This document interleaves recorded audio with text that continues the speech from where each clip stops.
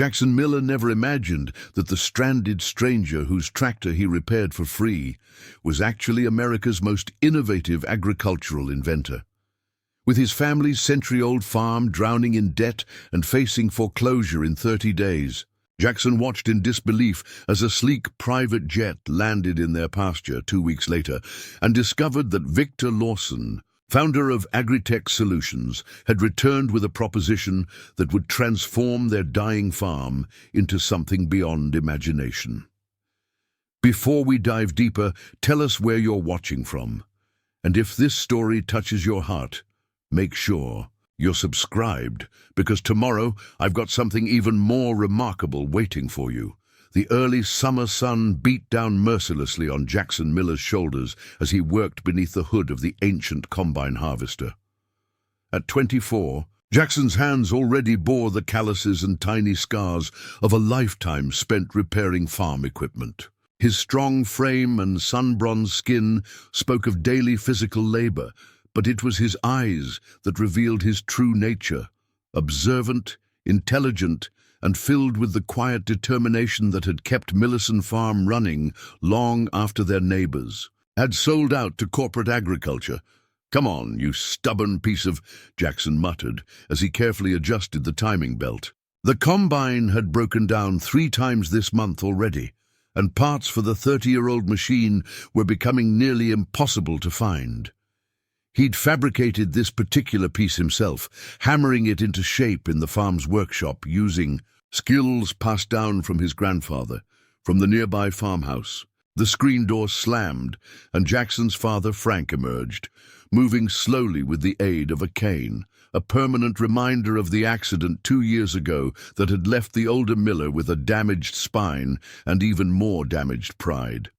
At 58, Frank Miller's weathered face carried the lines of decades spent battling droughts, floods, fluctuating crop prices, and now crushing medical debt. "Any luck?" Frank called, his voice carrying across the dusty yard. Jackson straightened, wiping sweat from his brow with a forearm.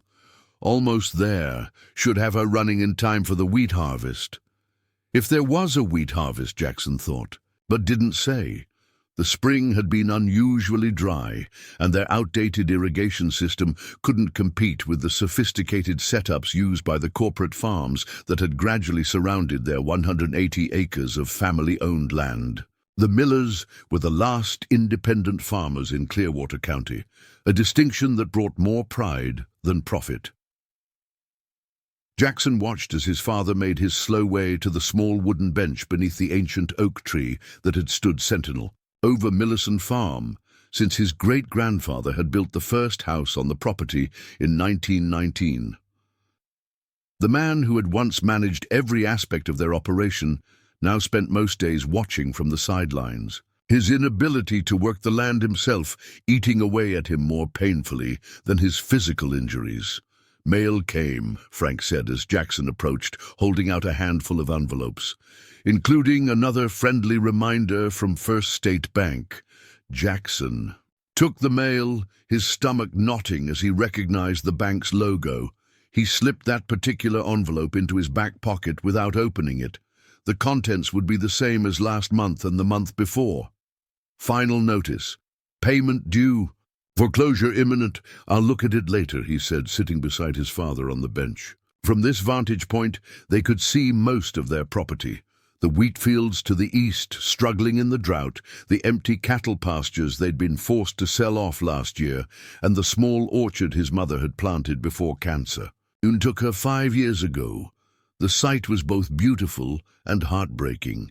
"Emma called this morning," Frank said, referring to Jackson's younger sister who'd escaped farm life for college 3 years ago.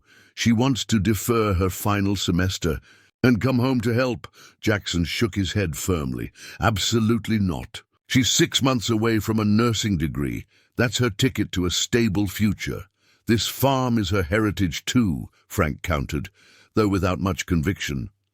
They'd had this argument before, and deep down, both men knew Jackson was right. Emma's future shouldn't be sacrificed for a farm that was likely beyond saving. "Heritage doesn't pay student loans," Jackson replied, softening the words with a gentle pat on his father's shoulder. I promised Mom I'd make sure Emma finished school, and I meant it. The truth neither of them spoke aloud was that Millison Farm had been struggling long before Frank's accident. Small family operations like theirs had been disappearing across America for decades, unable to compete with industrial-scale agriculture. Frank's medical bills, only partially covered by their bare-bones insurance, had merely accelerated the inevitable slide toward foreclosure. Jackson had taken over day-to-day operations after his father's accident, working from dawn until well past dusk, taking odd jobs, repairing equipment for other farmers when he could find the time, and teaching himself newer farming techniques from YouTube videos and borrowed textbooks. His mechanical aptitude had always been extraordinary. A gift, his grandfather had called it. Jackson could diagnose and fix almost any engine by ear alone, a talent that had saved them thousands in repair costs over the years.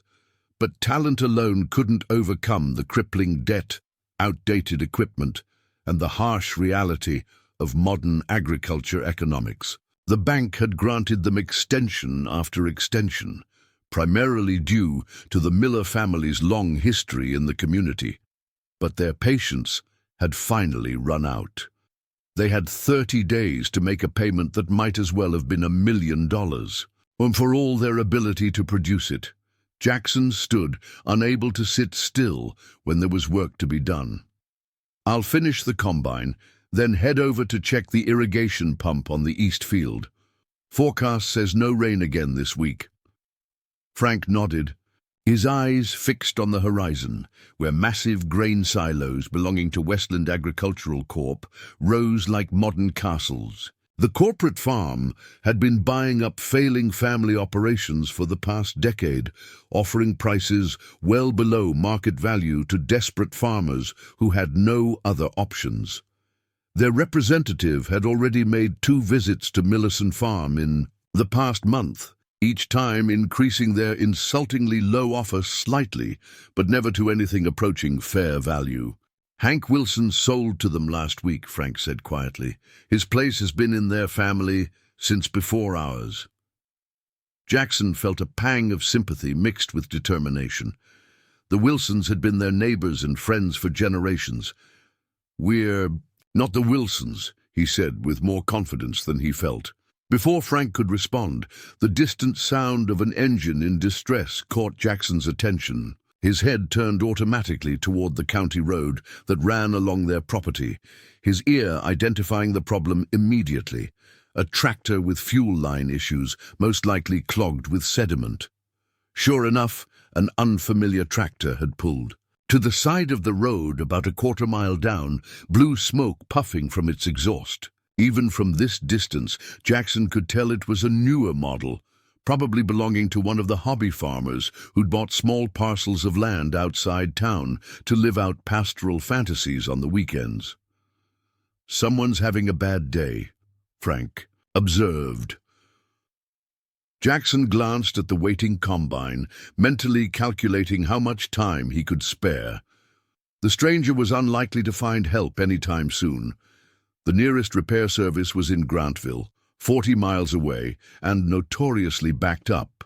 This time of year. I'll be back in an hour, he said, already heading toward the workshop to grab his toolbox. Those fuel lines won't clear themselves. Frank smiled slightly, a glimmer of the man he'd been before the accident. Some things never change. You've been fixing strangers' equipment since you were 12. Jackson shrugged as he hefted his heavy toolbox. Everyone needs help sometimes.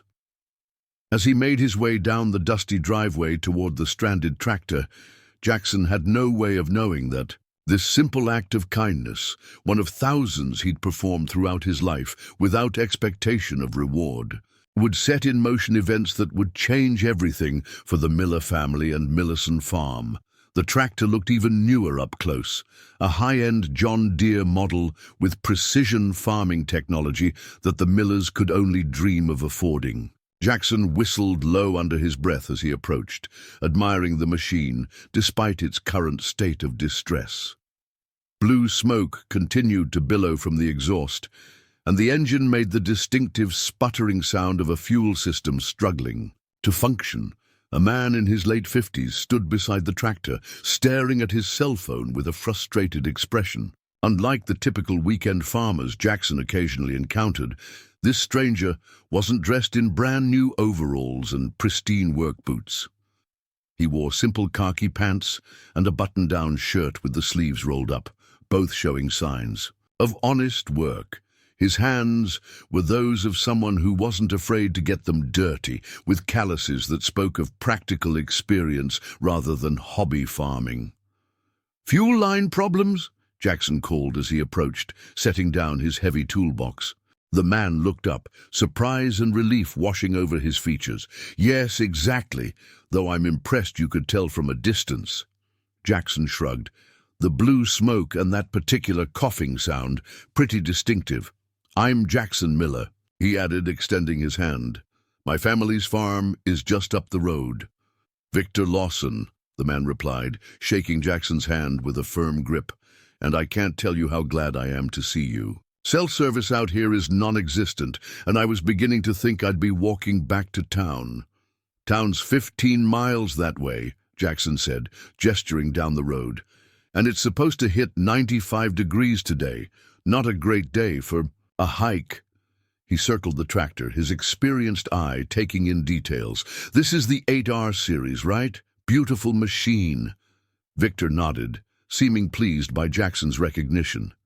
"Yes, though at the moment, beautifully useless. I was testing some new equipment when it started smoking and died on me." "Testing equipment?" Jackson asked, as he opened his toolbox and selected a wrench. "I'm in agricultural technology," Victor explained vaguely. "Just passing through the area." "For some field research," Jackson nodded, not pressing for details as he popped the access panel on the tractor. Most people passing through Clearwater County were either lost or working for one of the big agricultural corporations buying up family farms. Neither was worth interrogating about. As he suspected, the fuel filter was clogged with sediment, a common issue in areas with older fuel storage tanks. "When did you last fill up?" he asked, already working to disconnect the filter. "At a small station about 20 miles back," Victor answered, watching Jackson work with evident interest. "Place looked like it hadn't been updated since the 1970s. "That would be Earl's," Jackson confirmed. "His underground tanks are probably as old as the pumps. Good man, fair prices, but his fuel can be dirty. I should have warned you, but—" He trailed off with a wry smile. "I didn't know you were coming." Victor chuckled appreciatively at the small joke, then fell silent as he observed Jackson methodically, cleaning the fuel system. Unlike many equipment owners Jackson had helped over the years, Victor didn't hover anxiously or offer unwanted advice. Instead, he asked occasional intelligent questions that revealed a solid understanding of mechanical systems. "You're remarkably skilled for someone so young," Victor commented, as Jackson carefully reassembled the filter housing after cleaning it thoroughly. "Where did you learn to work on machinery like this?" "My grandfather, mostly," Jackson replied, focusing on properly tightening a bolt. He could fix anything with an engine, said it was about listening as much as looking. Machines tell you what's wrong if you know how to hear them. He smiled at the memory. "My father continued the tradition, teaching me from the time I could hold a wrench. Now I handle all our repairs, plus help out neighbors when I can." "And yet you dropped everything to help a complete stranger," Victor observed thoughtfully. Jackson shrugged again, uncomfortable with the implied praise. "It's what people do around here, or used to anyway. Communities changed a lot in recent years." "How so?"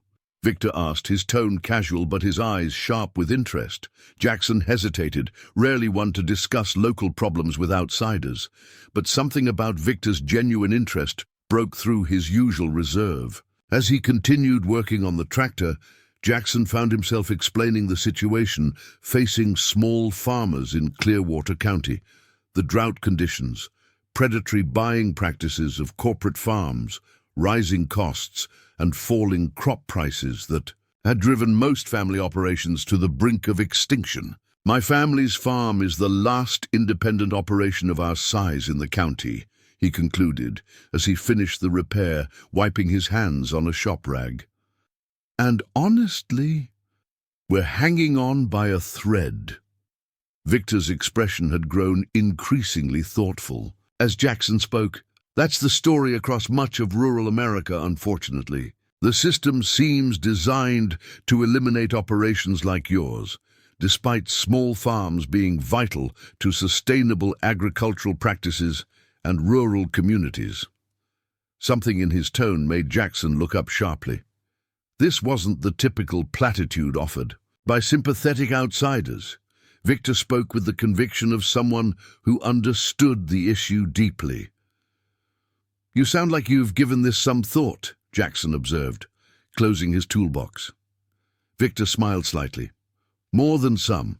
It's actually the focus of my work, developing technologies that can make small to mid-sized farms economically viable again."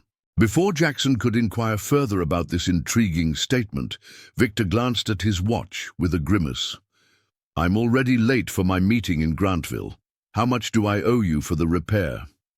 Jackson waved away the question. "Nothing.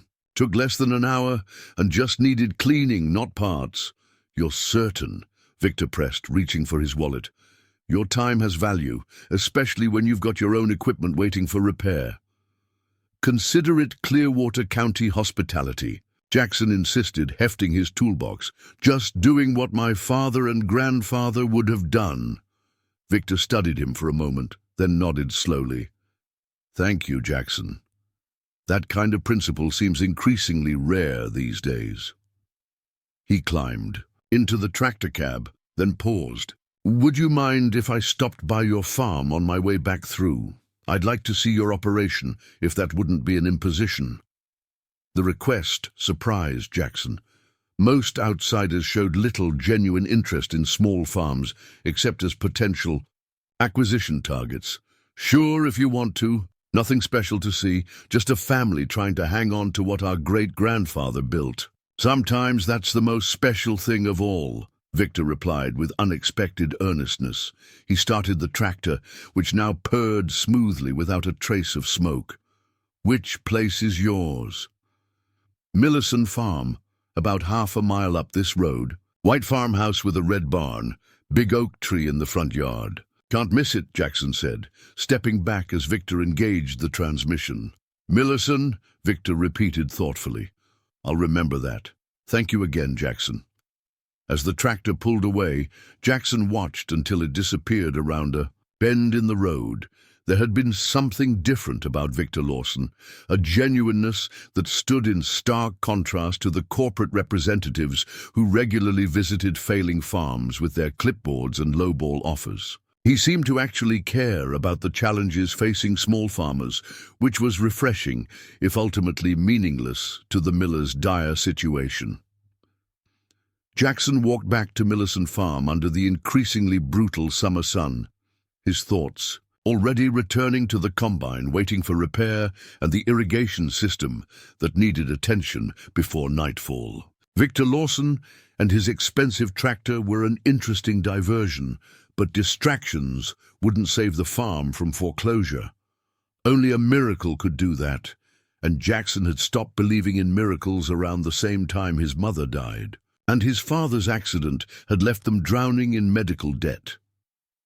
Back at the farm, Frank was still sitting beneath the oak tree, though he'd been joined by Beth Simmons, their nearest neighbor and the widow of Frank's childhood friend. Beth's small property adjoined Millison Farm, and she regularly checked in on the Millermen, bringing occasional home-cooked meals and providing the maternal presence Jackson and Frank both missed. "There he is," Beth called as Jackson approached. "Your father told me you were off playing Good Samaritan again." Jackson smiled despite his fatigue. Beth's weathered face and no-nonsense manner always lifted his spirits. At 72, she remained as sharp and capable as women half her age. "Just a clogged fuel filter, nothing serious. Beth brought chicken pot pie," Frank said meaningfully. And she's been filling me in on the latest offer Westland made the Thompsons. Jackson set down his toolbox and accepted the glass of lemonade Beth pressed into his hand. Let me guess, 30% below market value with the condition they vacate within 30 days. Beth nodded grimly. Got it in one. Poor Sandra was in tears at church on Sunday. That land's been in her husband's family since before the Civil War. The three fell into somber silence, each contemplating the changing landscape of their community. Once filled with thriving family farms passed down through generations, Clearwater County was rapidly becoming a corporate agricultural center, with local families displaced to distant cities or clinging to the edges of their former properties in small retained lots. Enough gloomy talk, Beth declared finally, rising from the bench with the practical energy that had seen her through 50 years of farm life and a decade of widowhood. That pot pie needs eating while it's hot, and you boys need feeding. The farm's problems will keep for an hour. Jackson and Frank exchanged a glance, both knowing that some problems, like the final notice from First State Bank burning a hole in Jackson's back pocket, wouldn't wait much longer. But neither had the heart to dampen Beth's determined cheerfulness. So they followed her into the farmhouse for what might be one of their last peaceful meals at the kitchen table Jackson's great-grandmother had brought with her as a wedding present in 1919. The week following Jackson's encounter with Victor Lawson unfolded with the grim predictability of a slow-motion disaster. Each day brought the Millers closer to the bank's foreclosure deadline. A countdown Jackson felt with physical discomfort. Each morning he awoke. The stranger and his expensive tractor quickly faded from memory as the urgent realities of farm life demanded every ounce of Jackson's attention. 3 days after fixing Victor's tractor, the aging irrigation pump serving their east field failed completely. Jackson spent 14 hours straight trying to resurrect the ancient system, working well past midnight by the harsh illumination of portable work lights. By dawn, he'd managed a temporary fix that would keep the struggling wheat crop hydrated. But the solution wouldn't last beyond a week. Replacement parts for the 30-year-old system were nearly impossible to find, and a new pump would cost thousands they simply didn't have. On Friday morning, Jackson sat at the kitchen table with bills spread before him, a calculator, and a dwindling cup of coffee that had gone cold hours ago. The numbers hadn't changed from yesterday or the day before, but Jackson kept reworking them, as if through sheer mathematical persistence he might discover some overlooked solution. The farm's checking account held barely enough to cover another week of operating expenses. Their line of credit was maxed out. The payment required by First State Bank to stop foreclosure proceedings was nearly $87,000, an impossible sum representing 2 years of missed mortgage payments, accumulated interest, and penalties. "You're going to wear a hole in that paper," Frank observed as he entered the kitchen, moving slowly with his cane. The early morning hours were always worst for his pain, before medication took effect and his damaged body warmed up. Jackson sighed, pushing away the calculator. Just trying to make sense of it, Frank eased himself into a chair across from his son. His eyes, still sharp, despite everything his body had endured, took in the scattered bills with a farmer's practiced assessment of poor conditions. Some things don't make sense, no matter how many times you count them. "I've been thinking about that offer from Westland," Jackson said carefully, watching his father's reaction. "The one they made last month." Frank's expression hardened, the lines around his mouth deepening. "You mean their insult? 60 cents on the dollar for land that's been in this family for over a century." "It would clear the bank debt," Jackson pointed out, playing devil's advocate against his own instincts, "with enough left to get you that back surgery the specialists recommended. Maybe even help Emma with her final semester's tuition." "And then what?" Frank challenged, his voice quiet but intense. "Where would we live? What would we do? Farming is all I know, all you know." "I could find mechanic work," Jackson suggested. though the idea of spending his days in some sterile garage rather than under the open sky made his chest tighten. There's that new agricultural equipment facility in Grantville. They're always looking for people who understand farm machinery. Frank reached across the table, covering one of Jackson's calloused hands with his own. Son, I know you're carrying the weight of this. Have been since my accident, but selling to Westland isn't the answer. They're vultures circling what they think is already dead. Maybe we are dead, Dad. Just too stubborn to lie down, Jackson said, voicing the fear that had been growing inside him for months. Frank shook his head firmly. Millers don't quit. Your great-grandfather survived the Dust Bowl on this land. Your grandfather weathered 2 years of crop failure during the '56 drought. I held on through the farm crisis of the '80s when interest rates hit 18%. We'll find a way. The absolute conviction in his father's voice awakened Jackson's childhood belief that his father could solve any problem, fix any crisis. But the adult Jackson knew the harsh reality of their situation. This wasn't weather or interest rates, or even bad luck. This was a systemic transformation of American agriculture that had been grinding small family farms into dust for decades, an economic wood chipper that no amount of Miller stubbornness could overcome. Before Jackson could respond, a sharp knock at the kitchen door interrupted their conversation. Beth Simmons stood on the porch, her expression unusually somber for the normally cheerful widow. "Morning, Beth," Frank called, beckoning her inside. "Coffee's hot for once." Beth entered but waved away the offer of coffee. "Can't stay, just came. To warn you boys, Westland's people are making the rounds again today. 2 black SUVs just pulled up at the Johnsons' place down the road. Thought you'd want to prepare yourselves." Jackson and Frank exchanged a look of weary resignation. Westland Agricultural Corporation had perfected a strategy of concentrated pressure on holdout farmers. They would visit multiple families in the same area on the same day, creating a sense of inevitability as neighbors watched each other consider the corporation's offers. "Thanks for the warning," Jackson said, already gathering the bills into a neat stack. "No sense letting Westland's representatives see their financial disarray." "Any idea who they've sent this time?" "That same smooth-talking fellow from Chicago. Carson or Carlson, something like that," Beth replied with evident distaste. "And some new woman, dressed like she's never set foot on real dirt in her life." Frank snorted. "Probably hasn't. They grow them in labs at those corporate headquarters, programmed to say fair market value, while offering half that." Beth's expression softened as she looked between the 2 Miller men. "They'll be here within the hour, I expect. You want me to stick around? I can be mighty unpleasant when I put my mind to it. Might help them keep their visit short." Jackson smiled at the offer. At 5'3", Beth Simmons wasn't physically imposing, but her sharp tongue and unwavering stare had been known to make even the most persistent salesman retreat in discomfort. "We'll handle it," Frank assured her. "But maybe check back. This afternoon? Might need your chicken pot pie to restore our spirits." After Beth departed with promises to return later, Jackson and Frank prepared for the unwelcome visitors.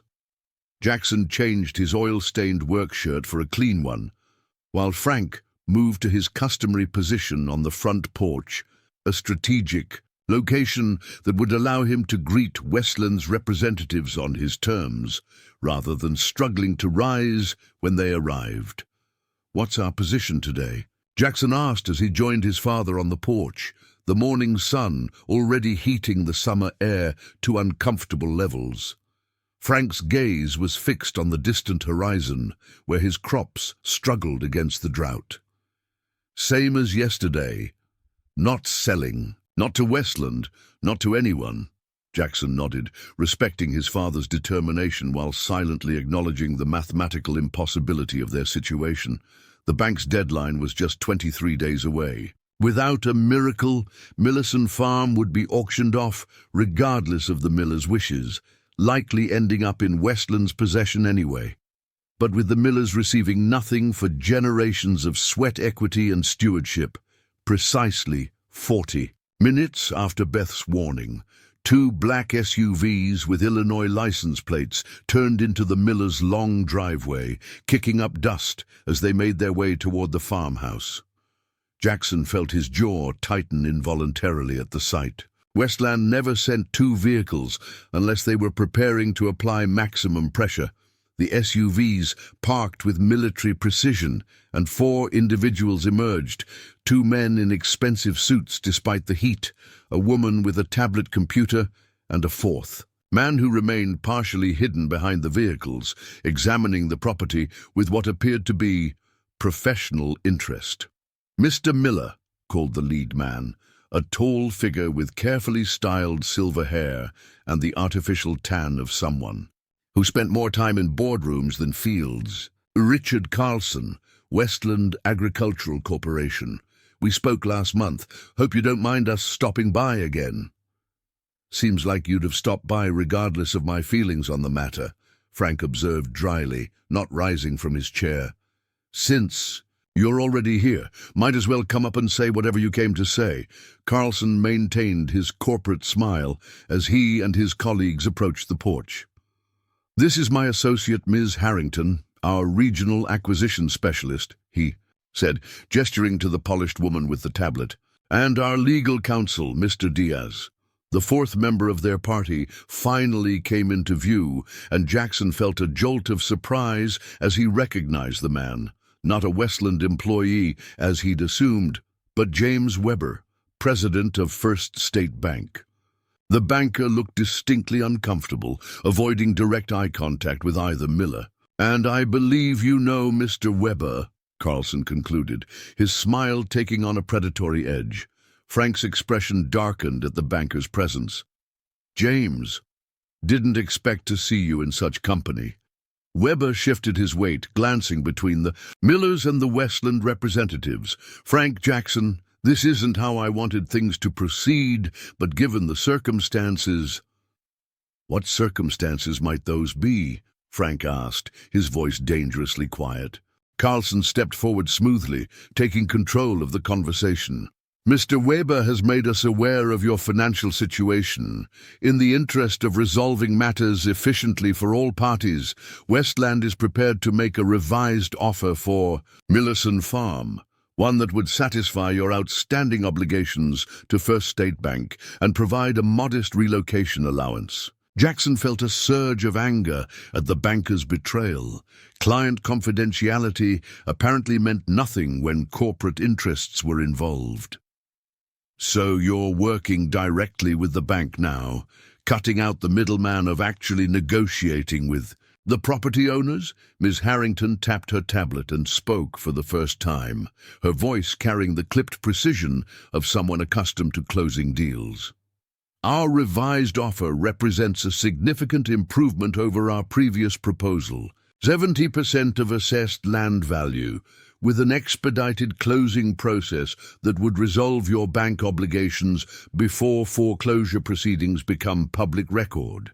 She extended the tablet toward Jackson, displaying a document with numbers that, while still insultingly below true market value, would indeed clear their debt and leave something, though not much, to start over elsewhere. "We're aware of your father's medical situation," Carlson added with practiced sympathy that never reached his eyes. "This offer would provide sufficient funds for proper care, while avoiding the public embarrassment of foreclosure. Westland would also consider a leaseback arrangement for the homestead portion, allowing you to remain in the family home for up to 12 months during transition." The cold calculation behind their approach, using Frank's health and their financial desperation as leverage, made Jackson's blood boil. Before he could respond with the fury building inside him, Frank's calm voice cut through the tension. "Mr. Carlson, I appreciate you driving all the way from Chicago to deliver this wonderful offer," Frank said, his tone deceptively pleasant. "But I told you last month, and the month before that, Millison Farm is not for sale. Not to Westland, not to anyone." Carlson's professional facade cracked slightly, revealing the frustration beneath. "Mr. Miller, with all due respect, you don't appear to understand your situation. First State Bank will foreclose in 3 weeks. You'll lose everything with nothing to show for it." 3 weeks is a lot of time for a farmer, Frank replied evenly. "We've faced worse odds." Weber finally found his voice, stepping forward with an expression of genuine concern. "Frank, please be reasonable. I've extended every possible consideration to your family because of our long history, but the bank's board has made their decision. If you don't accept Westland's offer or make the payment in full, foreclosure will proceed as scheduled." Jackson watched this exchange in silence, torn between admiration for his father's unwavering principles and the practical reality of their situation. The irony wasn't lost on him that in trying to preserve their family legacy, they might end up losing everything, including the dignity of choice in how that legacy ended. "I believe my father made our position clear," Jackson finally said, standing slightly taller beside Frank's chair. "We appreciate your taking the time to visit, but we have work to do. Fields don't tend themselves."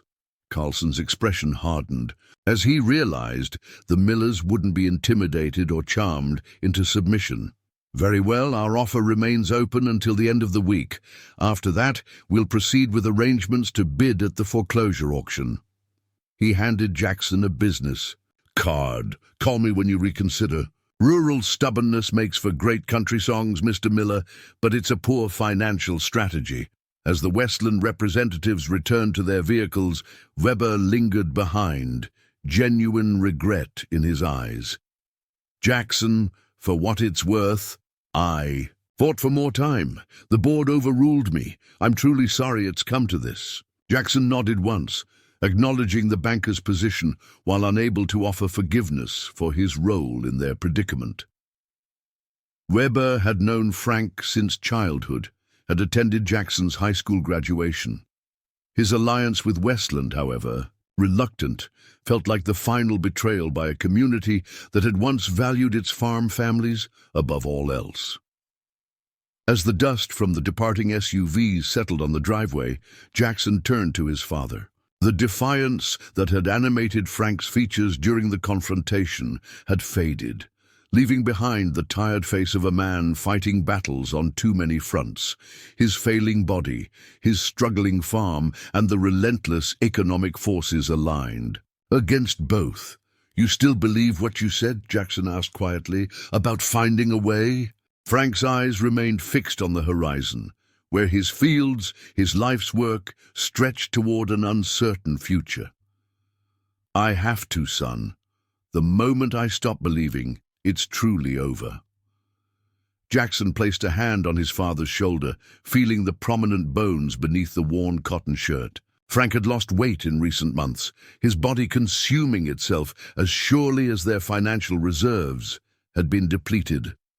How much of his father's stubborn refusal to sell was principle, and how much was simply the inability to imagine any other life? "I need to check the irrigation system," Jackson said finally, the farm's never-ending demands pulling him back to immediate concerns. "That temporary fix won't hold much longer." As he walked toward the equipment barn, Jackson couldn't shake the image of Westland's representatives returning in 3 weeks to claim their farm at auction, their victory assured by the Millers' refusal to surrender on more favorable terms. Pride was a luxury they could ill afford, yet it seemed to be the only thing they had left in abundance. The next week passed in a blur of desperate work and mounting frustration.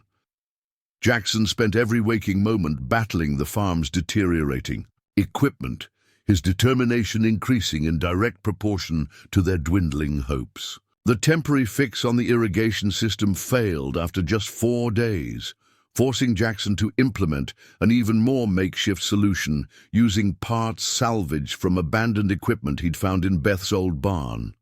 As he worked, Jackson replayed the confrontation with Westland and the bank in his mind, searching for options they might have overlooked. Each mental review ended at the same impasse, Without nearly $90,000 in the next 2 weeks, Millison Farm would be lost.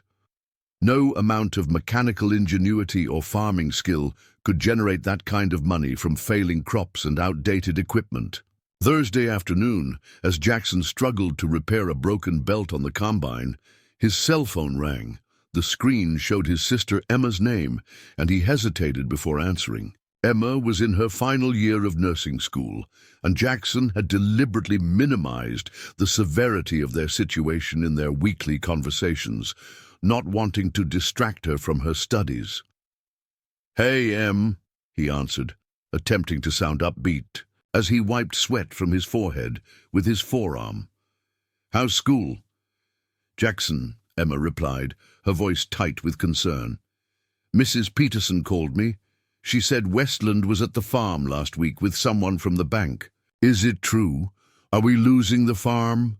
Jackson sighed, leaning against the combine. Trust the town librarian to make sure everyone knew everyone else's business. "It's complicated, Em. We're having some cash flow issues, but Dad and I are handling it." "Don't lie to me," Emma said sharply. "I called First State Bank pretending to be interested in properties coming up for auction. They have Millison Farm listed for foreclosure in 2 weeks. Why didn't you tell me it had gotten this bad?" Jackson closed his eyes briefly, guilt washing over him. At 21, Emma was the youngest of the Miller children, and the only one who'd shown interest in a life beyond farming. He and Frank had agreed to shield her from their financial troubles, wanting her to focus on building her future rather than being dragged down by the farm's problems. "We didn't want you to worry," he admitted. "You're so close to finishing your degree, Em.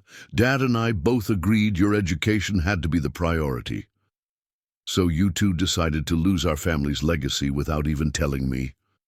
Emma's voice cracked slightly. "That farm is my heritage too, Jackson. I know, Em. I'm sorry." Jackson ran a hand through his dirt-streaked hair. "But what could you have done?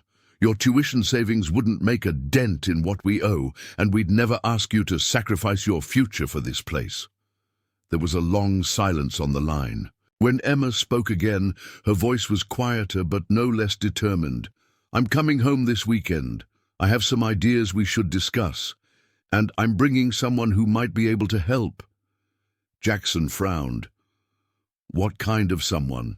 "My ecology professor. Dr. Mercer specializes in sustainable agriculture. She's been working with small farms all over the state to help them transition to more profitable crops and methods. She's interested in our situation. Hope and resentment warred in Jackson's chest.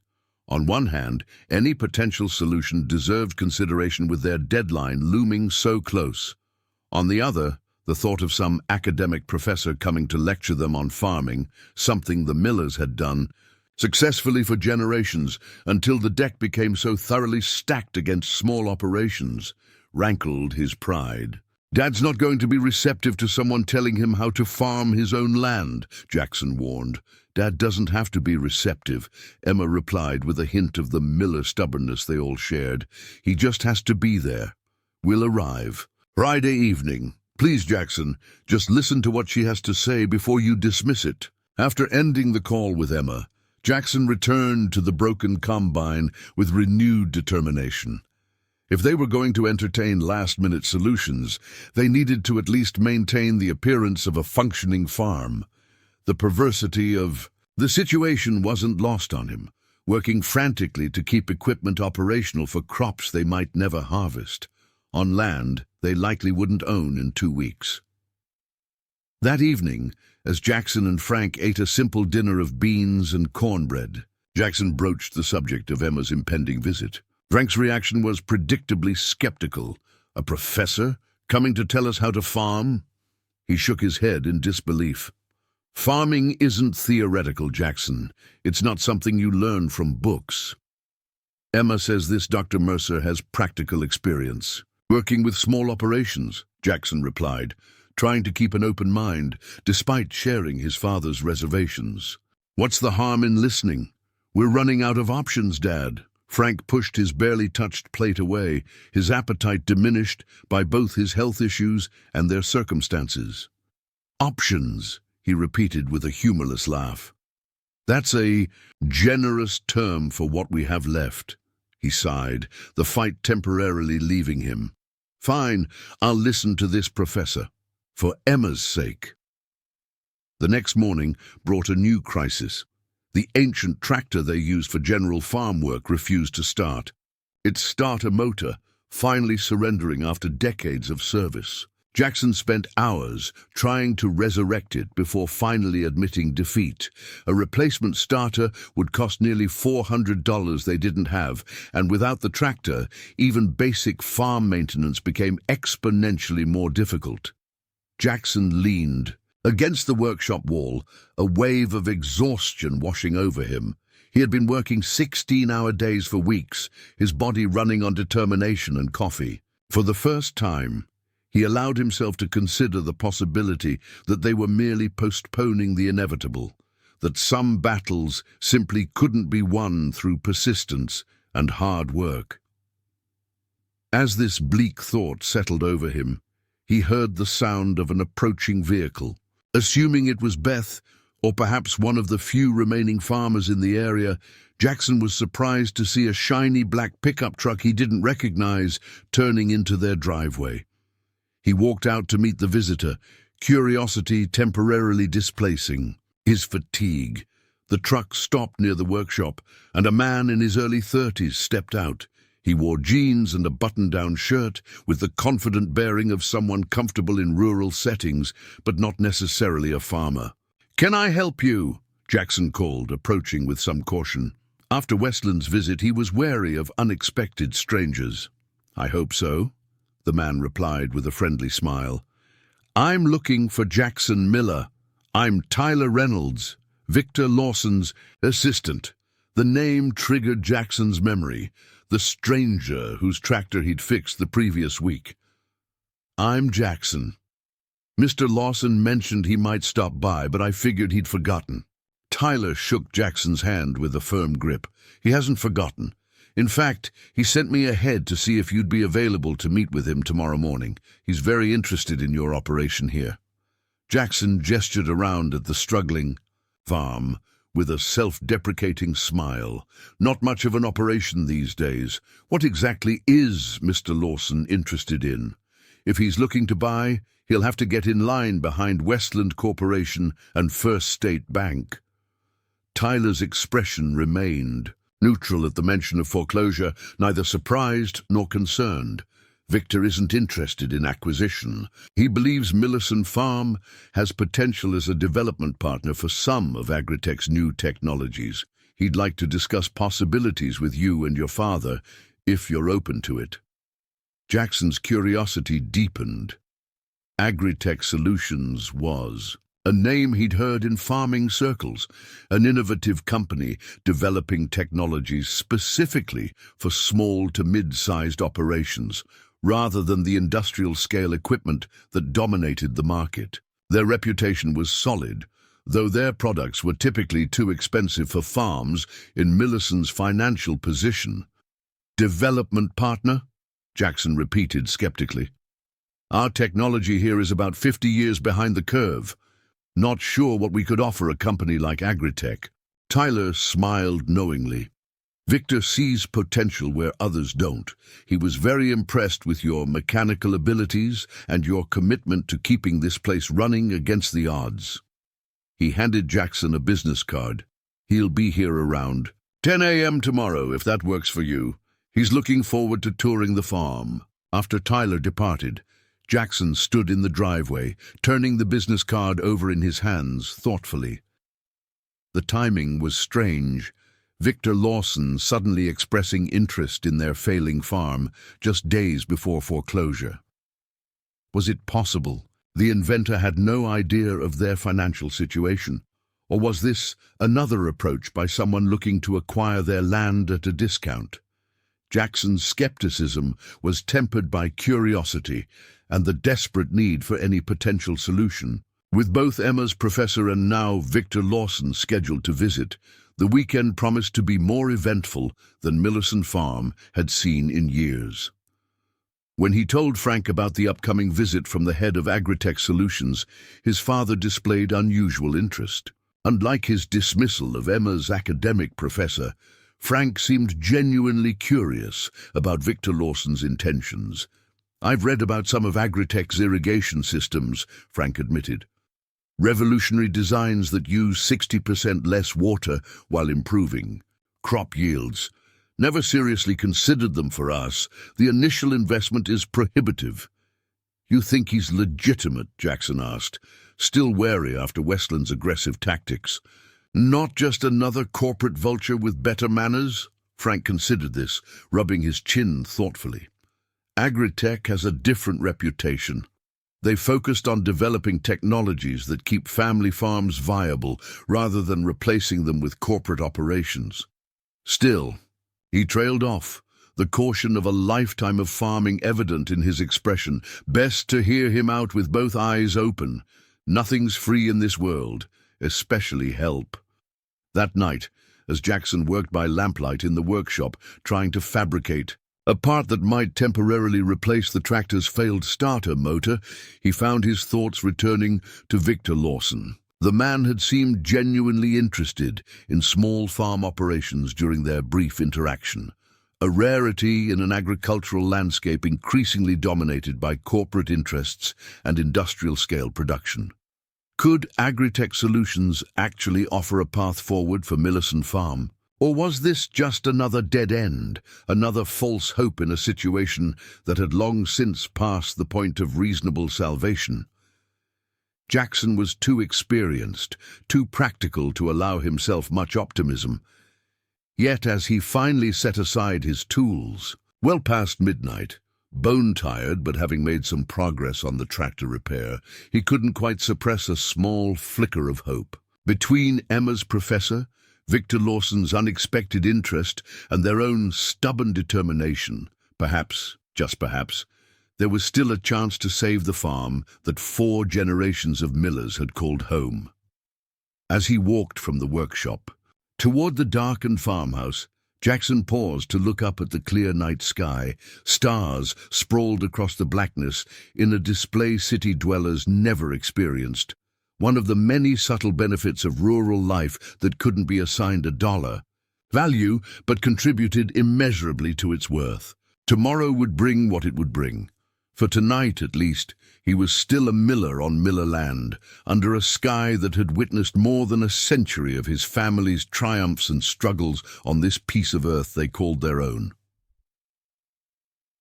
Friday dawned with the kind of perfect summer morning that reminded Jackson why, despite all its hardships, farming was embedded in his soul. A gentle breeze carried the scent of sun-warmed earth and growing things, while dew glistened on the wheat fields, transforming their struggling crop into a sea of temporary diamonds under the rising sun. Jackson had been up since 4:30 a.m., determined to make the farm as presentable as possible before their visitors arrived. He'd managed a workable fix for the tractor's starter, enough to allow him to mow the overgrown areas around the house and equipment barns. The ancient Ford pickup that had been his grandfather's and served as their secondary farm vehicle had been washed and positioned to hide the rust spots along its frame. Even Scout, their aging farm dog, had received a rare bath, much to his vocal displeasure. Frank observed these preparations with a mixture of amusement and approval from his seat on the porch. "Haven't seen the place this tidy since your mother was alive," he commented as Jackson swept the front walkway. "You expecting these visitors to buy the place or marry into it?" Jackson smiled, despite his exhaustion. "Just trying to show we're not completely falling apart. First impressions matter." "The farm is what it is," Frank replied philosophically. "No amount of sweeping will hide that we're operating on equipment older than you are." Jackson paused, leaning on his broom. "You don't seem as skeptical about these visits as I expected. Especially Mr. Lawson from AgriTech." Frank's weathered face took on a pensive expression. "Been doing some research on him. Had Beth bring me some articles from the library." He tapped a stack of papers beside his chair. Victor Lawson isn't your typical agricultural tech entrepreneur. He grew up on a family farm in Minnesota, lost to foreclosure in the 80s farm crisis. Everything he's developed at AgriTech has been aimed at making small operations economically viable again. His irrigation systems, soil monitoring technology, precision equipment, all scaled for farms our size. This information shifted Jackson's perspective slightly. A tech developer with direct experience of farm foreclosure might approach their situation with more understanding than most. Still, Jackson maintained his cautious outlook. Interesting background, but it doesn't explain his sudden interest. In a failing farm, weeks away from auction. Guess we'll find out, Frank said, glancing at his watch. Emma should be here any minute with her professor, and Lawson is due at 10. Going to be a busy morning at Millerson Farm. As if on cue, a modest sedan turned into their driveway, dust rising behind it as it approached the house. Jackson recognized his sister's car and moved to the steps to greet her, a genuine smile breaking through his weariness at the sight of Emma stepping from the vehicle. At 21, Emma Miller bore the family's characteristic determination in her features, though her build was slighter than Jackson's and her complexion less weathered from indoor studies. Her dark hair was pulled back in a practical ponytail, and she wore simple jeans and a t-shirt, her customary attire when visiting the farm, regardless of her increasingly sophisticated life at university. "Look what the wind blew in," Frank called from his chair, his face lighting up at the sight of his daughter. Emma bounded up the steps and embraced her father carefully, mindful of his physical limitations. "You look terrible," she said frankly, assessing him with the clinical eye she was developing through her nursing studies. "Are you taking your medications properly?" "Bossy as ever," Frank replied with affection, patting her arm. "I'm fine. Worry about your studies, not your old man." Emma turned to Jackson, embracing him fiercely. "And you look like you haven't slept in a month," she murmured against his shoulder. "Sleep is overrated," Jackson replied lightly, though the dark circles under his eyes told a different story. A second car door closed, drawing their attention to Emma's companion. A woman in her early 40s approached the porch, her confident stride and observant gaze taking in the farm with professional interest. Dr. Sarah Mercer wore practical clothes similar to Emma's, though the quality and fit suggested a more substantial income. Her auburn hair was cut in a no-nonsense style, and she carried a leather portfolio under one arm. "Dad, Jackson, this is Dr. Mercer," Emma introduced as the professor climbed the steps. "She's my ecology advisor and specializes in sustainable agricultural systems." Dr. Mercer shook hands firmly with both men. "Thank you for allowing me to visit your farm, Mr. Miller. Emma speaks very highly of this place and its importance to your family." Frank nodded politely but without excessive warmth. "Any friend of Emma's is welcome, though I'm not sure what interest a university professor would have in our struggling operation." If Dr. Mercer was offended by Frank's directness, she didn't show it. "Actually, farms like yours are precisely my interest, Mr. Miller.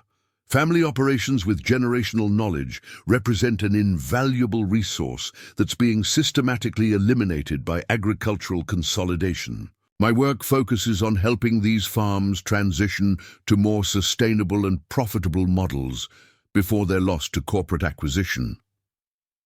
Frank's eyebrows rose slightly at her straightforward assessment. "Noble goal. Not sure if you're aware of our timeline, though. We're about 2 weeks from foreclosure, not exactly positioned for a long-term transition strategy." "I'm fully aware of your situation," Dr. Mercer replied calmly. "Emma has been quite thorough in briefing me. If you're willing, I'd like to walk your property and discuss some immediate options that might help you secure short-term financing while implementing longer-term changes." Before Frank could respond, the sound of an approaching vehicle drew everyone's attention back to the driveway. Instead of the expected pickup truck, a sleek black SUV with tinted windows was making its way toward the house. Behind it followed a second, identical vehicle. "Is that Westland again?" Emma asked, her expression darkening. "They have some nerve showing up today." Jackson shook his head, watching the vehicles with growing curiosity. "No, this is different. Might be Victor Lawson from AgriTech, though I wasn't expecting this." The SUVs parked with precision in front of the house, and from the lead vehicle emerged a familiar figure, the man whose tractor Jackson had repaired the previous week. Victor Lawson looked much as he had during their first encounter, dressed in practical clothing rather than the corporate attire Jackson had half expected. Behind him, several individuals exited the vehicles, carrying tablets, measuring equipment, and other technical devices. "Jackson," Victor called warmly as he approached the porch. "Good to see you again, and this must be your father, Frank Miller." He extended his hand to the older man, who rose with some difficulty to greet him. "Mr. Lawson," Frank acknowledged with a nod. "Quite an entourage you've brought to our little farm." Victor smiled apologetically at the small crowd assembling behind him. "I hope you don't mind. When I mentioned your farm to our development team, several departments expressed interest. This is Tyler Reynolds, my Chief Operations Officer, whom you've met," he said, gesturing to the man who had visited the previous day. "And Dr. Helen Chang, our lead agricultural scientist. The others are soil specialists, irrigation engineers, and equipment designers." Jackson noticed Emma and Dr. Mercer exchanging surprised glances. This was clearly more than a casual visit from a grateful stranger. Victor Lawson had brought what appeared to be a full technical assessment team to Millerson Farm. "We seem to have visitors from multiple quarters today," Frank observed, gesturing to Emma and Dr. Mercer. "Our daughter Emma and her professor, Dr. Sarah Mercer from the State University." Victor turned to the women with interest. "Dr. Mercer, the author of Sustainable Transitions for Family Farms?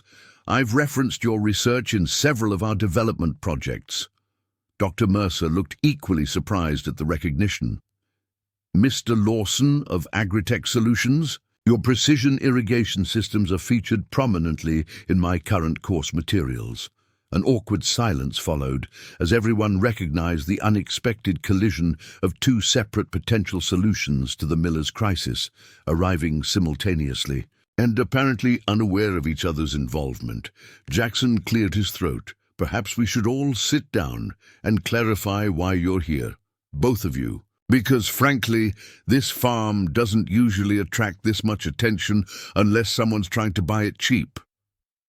Frank gestured to the collection of chairs on the spacious porch. "My son's right. Let's get everything out in the open."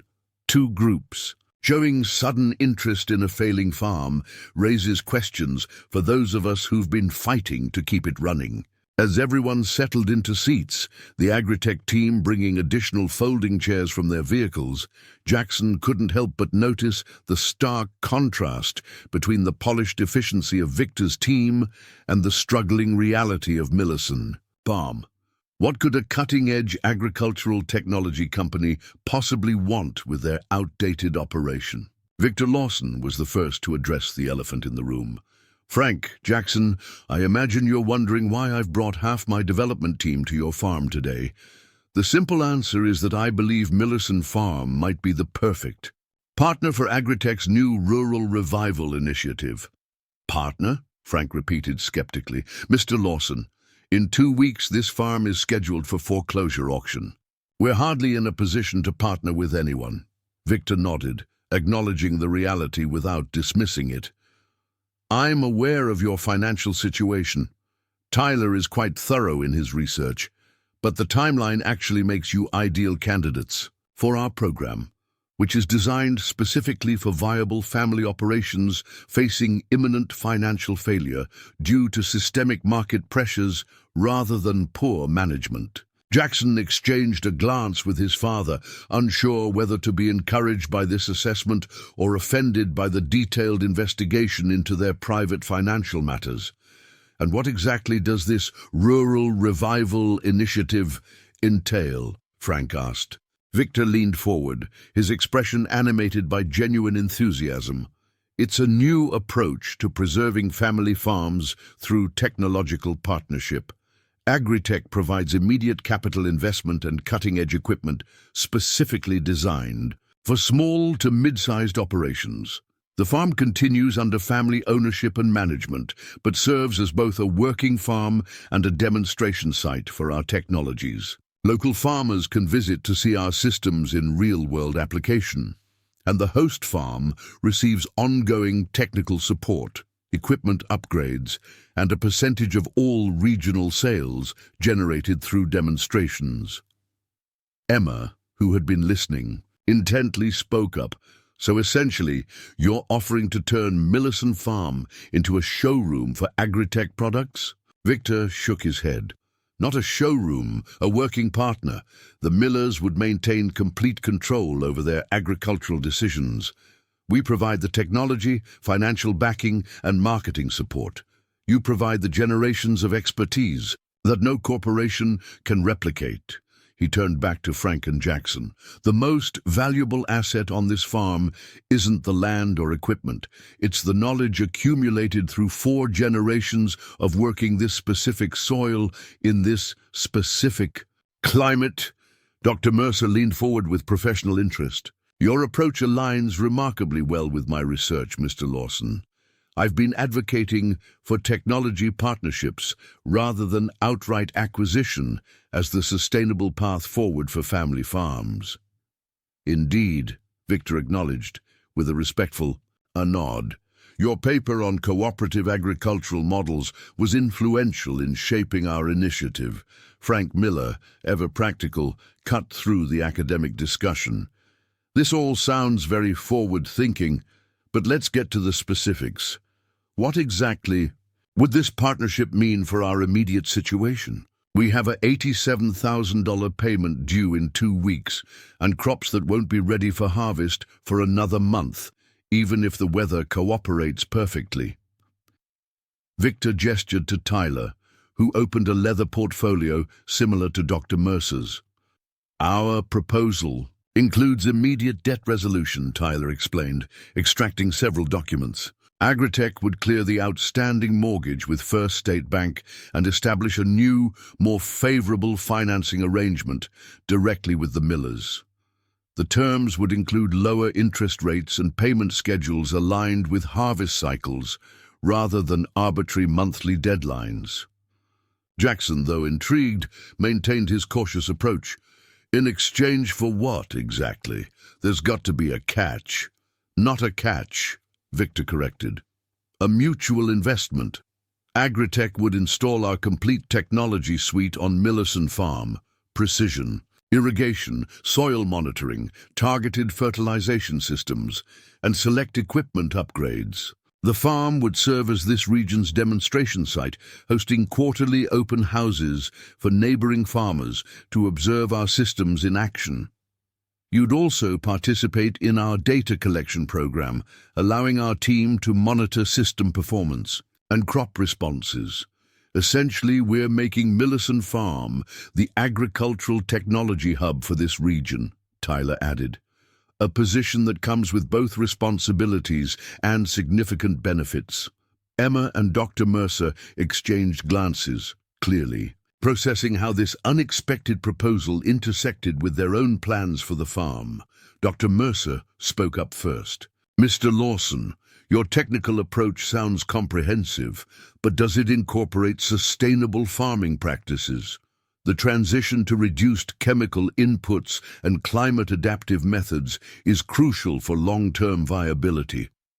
Absolutely central to our systems, Victor responded without hesitation.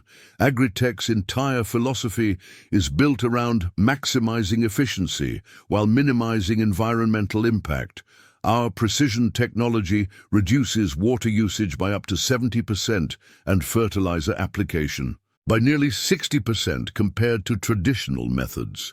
We're not just making farms financially sustainable, we're ensuring they're environmentally sustainable for future generations.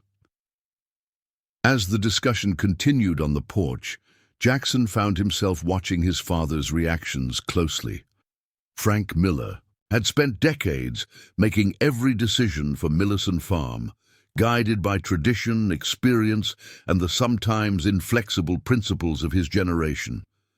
To suddenly consider such a fundamental change in their operation, becoming not just farmers, but technology demonstrators, would challenge his father's entire identity. To Jackson's surprise, Frank was listening attentively, his expression thoughtful rather than dismissive. When he finally spoke, his question was incisive. "Your company is based in Minneapolis, correct? What happens to this partnership when you've collected your data and moved on to the next innovative approach? Are we left with expensive systems we can't maintain and debt we've merely transferred from the bank to your corporation?" Victor seemed to appreciate the directness of the question. "A valid concern, Mr. Miller. The Rural Revival Initiative is structured as a minimum 10-year partnership with guaranteed technical support and system upgrades throughout that period. The debt restructuring isn't a temporary measure. It permanently replaces your current mortgage with terms that recognize the realities of agricultural income cycles. After the initial 10 years, you have options. Continue the partnership, purchase the technology outright at depreciated value, or transition to standard commercial arrangements. And if the farm fails, despite all this support," Frank pressed, always the pragmatist. "It won't," Victor stated with quiet confidence. "But our agreement includes protective clauses for both parties. If unforeseen circumstances make the farm unviable despite our technology, extreme weather events, for instance, you're protected from personal liability beyond the property itself. We shoulder that risk alongside you." Jackson, who had been mentally calculating throughout the conversation, finally voiced the question foremost in his mind. "This sounds like $1 million investment on your part, Mr. Lawson. Why choose our farm? There must be dozens of operations in similar positions across the Midwest. What makes Millison Farm worth such an extraordinary effort?" The question hung in the air for a moment, and Jackson noticed several members of the AgriTech team glancing toward Victor with curious expressions, as if they too were interested in his answer. Victor set his coffee mug down carefully, his expression becoming more personal than professional. "Do you remember what you said when I tried to pay you for fixing my tractor, Jackson?" Jackson frowned slightly. "That it was just Clearwater County hospitality? That my father and grandfather would have done the same?" "Exactly." Victor nodded. That moment revealed something about Millison Farm that no financial statement or soil analysis could show: the character of the people operating it. When I returned to our regional office and described my experience, I had researchers look into your farm's history. 4 generations on the same land, weathering everything from the Dust Bowl to the 1980s farm crisis. Consistent adoption of improved methods within your financial constraints. Community leadership in cooperative equipment sharing during the 1950s drought. Victor leaned forward, his expression earnest. AgriTech's mission isn't just developing technology. It's preserving the multi-generational knowledge that makes American agriculture exceptional. That knowledge exists primarily on family farms like yours, and it's being lost as operations you fold under financial pressure. The Rural Revival Initiative is designed to save not just farms, but farming traditions and expertise. A thoughtful silence settled over the porch as the Millers absorbed this unexpectedly personal rationale. Jackson found himself staring out at their fields, seeing them through new eyes, not as failing crops on land about to be lost, but as the physical embodiment of a legacy that might actually have value beyond their small family circle. Dr. Mercer broke the silence with a practical question directed at both Frank and the AgriTech team. Have you considered integrating heritage crop sections into the technology demonstration? My research shows significant premium markets developing for heirloom varieties grown using modern, sustainable methods. This sparked an animated technical Discussion between Dr. Mercer and Dr. Chang from AgriTech, revealing substantial alignment in their approaches despite coming from academic and commercial backgrounds respectively. As the conversation flowed, Jackson noticed how Emma smoothly facilitated between all parties, her understanding of both farming and academic perspectives making her an effective bridge. Frank, who had been quietly observing for some time, finally raised his hand slightly, a gesture that immediately commanded attention from everyone present. In the Miller family, Frank rarely needed to raise his voice to be heard. "Before we go any further with technical discussions," he said deliberately, "I need to understand exactly what happens in the immediate term, assuming we find this proposal acceptable. And I'm not saying we do yet. What are the next steps? We still have a bank deadline looming in 2 weeks." Tyler, the operations officer, responded promptly. "We've already prepared for rapid implementation, Mr. Miller. If you decide to proceed, we can have preliminary agreements drawn up by Monday. Our financial team would contact First State Bank immediately to negotiate the loan transfer. Typically, we can resolve such matters within 7 to 10 business days." "And the technology installation?" Jackson asked, mentally calculating their most urgent equipment needs. "The initial irrigation upgrades could begin next week," one of the engineers replied. "We'd prioritize systems that address your most immediate crop needs, followed by phased implementation of the remaining technology over approximately 3 months. Frank nodded slowly, then turned to Emma and Dr. Mercer. "And how does this align with what you two came here to propose? I'm assuming you had something specific in mind beyond general academic interest in our farm." Emma glanced at Dr. Mercer, who nodded encouragingly. "Dad, Dr. Mercer and I were coming to discuss applying for the Henderson Foundation's Family Farm Preservation Grant. It's a program specifically for historically significant farms facing foreclosure. The grant provides emergency funding for debt resolution, along with technical support for transitioning to more sustainable and profitable operational models, which appears to dovetail remarkably well with what AgriTech is proposing," Dr. Mercer added. "The Henderson Foundation focuses on the financial and historical preservation aspects, while AgriTech provides the technological infrastructure. Together, they could create a more robust solution than either approach alone." Victor raised his eyebrows with interest. "The Henderson Foundation, Grace Henderson's organization. We've collaborated with them on several projects in Minnesota and Wisconsin. Their focus on historical documentation and community education components complements our technical approach perfectly. The synchronicity of these two separate potential solutions, arriving independently but with compatible approaches, struck Jackson as either an extraordinary coincidence or a sign that their situation was less unique than they'd believed. Perhaps Millerson Farm was part of a larger pattern playing out across rural America, with various organizations developing responses to the systematic dismantling of family farm operations.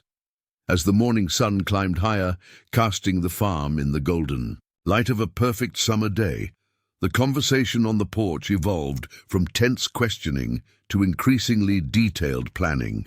The AgriTech engineers began discussing specific field layouts with Jackson, while Dr. Mercer and Emma reviewed the historical documentation requirements for the Henderson Foundation application with Frank.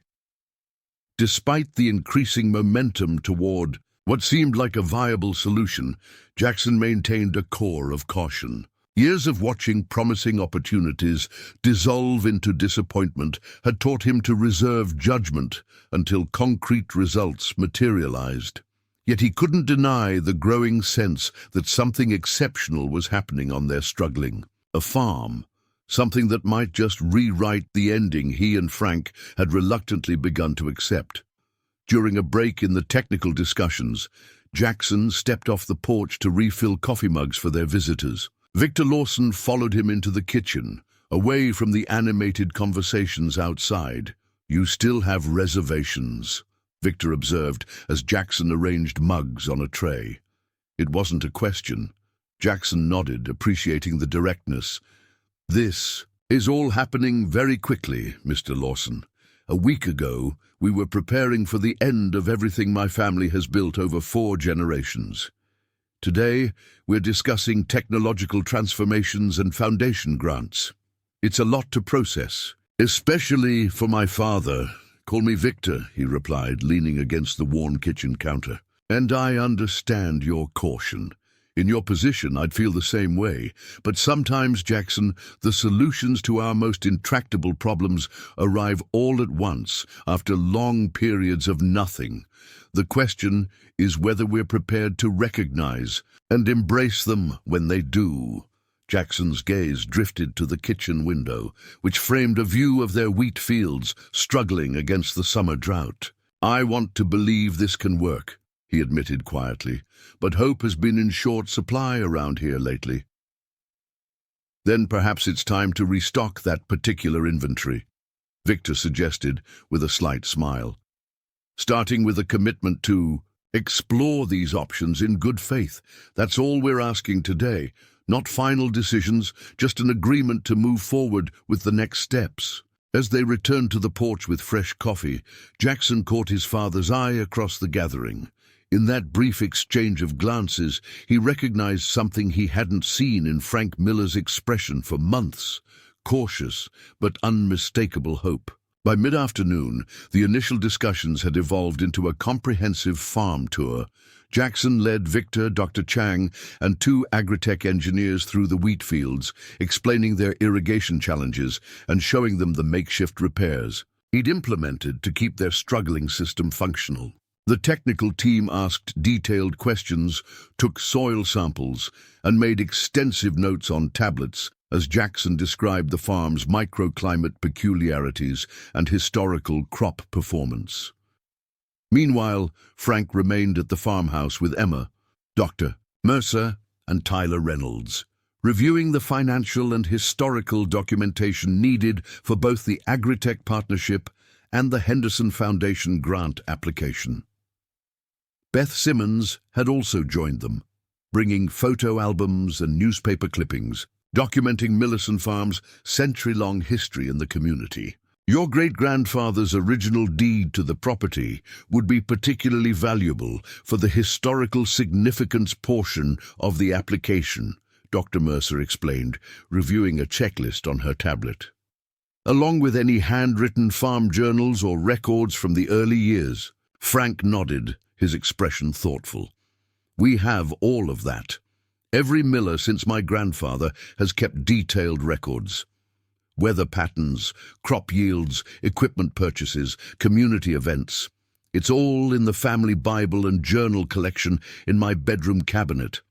That kind of multi-generational documentation is exactly what the Henderson Foundation values," Dr. Mercer replied with evident enthusiasm. "It's not just about preserving the physical farm, it's about maintaining the continuity of agricultural knowledge and community history." As Emma went to retrieve the family records, Tyler Reynolds reviewed the farm's financial statements with professional efficiency. "Your operational fundamentals are actually quite sound, Mr. Miller," he observed, surprising Frank. "The issues stem primarily from outdated equipment requiring constant expensive repairs, inefficient irrigation, increasing your water costs, and loan terms that don't align with agricultural income cycles." Frank snorted softly. "Try telling that to First State Bank. All they see is missed payments." "Banks rarely understand farming," Tyler acknowledged with a sympathetic nod. "They apply the same financing models they use for retail businesses or manufacturing, ignoring the seasonal nature of agricultural income and the impact of weather events beyond your control."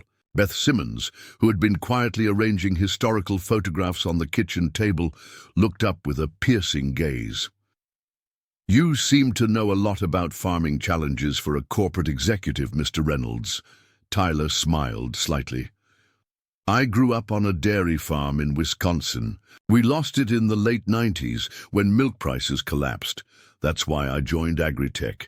Victor's mission to preserve family farms resonated with my own experience. This personal connection seemed to soften Beth's natural suspicion of outsiders. Well, if you're going to help keep the Millers on their land, I suppose you can't be all bad, she conceded, with the faintest hint of approval. Out in the fields, Jackson was having a similar experience with the AgriTech technical team. Dr. Chang, despite her corporate position and advanced degrees, demonstrated practical knowledge that could only come from direct farming experience. You've modified the standard irrigation flow rates to account for the slight grade change in this section, she observed, examining Jackson's handmade adjustments to their irrigation system. Very clever adaptation. Jackson shrugged, unused to professional recognition of his makeshift solutions. Just trying to make do with what we have. The eastern section gets waterlogged without the adjustment, while the western portion doesn't get enough. This is exactly the kind of terrain-specific knowledge that makes family farms invaluable, Victor commented, taking photos of Jackson's modifications. You could program these adaptations into an AI system, but it would take years of data collection to identify what you know instinctively from growing up on this land. As they approached the dilapidated equipment barn, Jackson felt a flush of embarrassment at the state of their machinery. The ancient combine, partially disassembled from his ongoing repairs, dominated the center of the space. Around it stood other pieces of equipment in various states of disrepair. A corn planter they hadn't used in years, a hay baler that had belonged to his grandfather, and various smaller implements cobbled together from spare parts and determination. To his surprise, the AgriTech engineers showed genuine interest in his repair methods rather than dismissing the outdated equipment. One engineer named Rodriguez examined Jackson's handmade combine parts with professional appreciation. This adapter, plate you fabricated, it's actually more efficient than the original manufacturer's design, Rodriguez noted, turning the metal piece over in his hands. Did you modify the angle here deliberately to reduce vibration? Jackson nodded, somewhat, surprised by the accurate assessment. The factory part always caused excessive shaking in the separation chamber. I found that changing the angle by about 7 degrees smoothed out the operation and reduced wear on the bearings. Brilliant, Rodriguez murmured, making detailed notes on his tablet. This is the kind of practical innovation that engineers in sterile corporate labs often miss. May I document this modification? It could inform our next-generation separator designs. By late afternoon, both teams had reconvened on the farmhouse porch, sharing findings and observations. Jackson was struck by how the conversation had evolved from the morning's cautious interrogation to a collaborative planning session.